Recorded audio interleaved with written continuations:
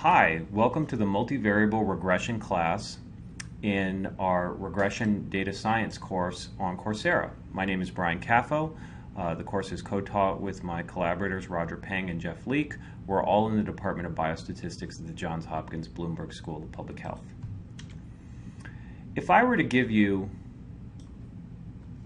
a example where I said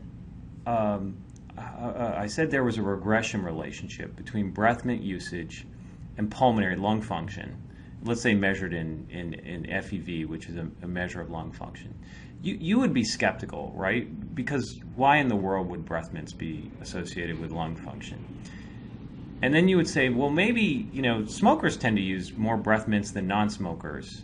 Maybe what you're seeing is some sort of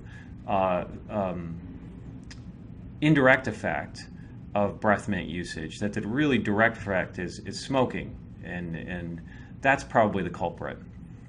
And then if I were to return and say, well, I really believe that there's this honest-to-goodness breath mint effect, what would I have to do to convince you?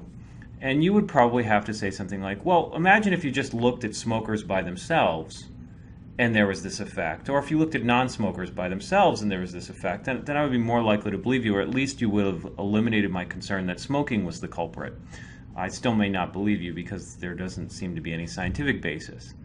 Okay, but in other words, the idea is that, well, at the bare minimum, I would have to demonstrate the results hold with smoking status held fixed.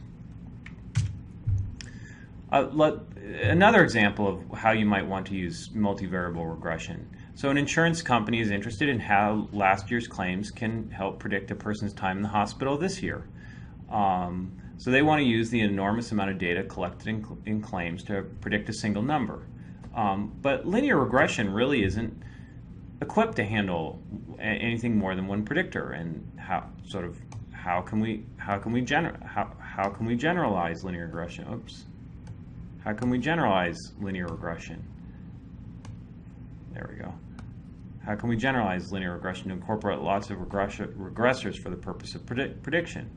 And then what are the consequences of doing it? If we throw a lot of regressors into a regression relationship, what are their consequences?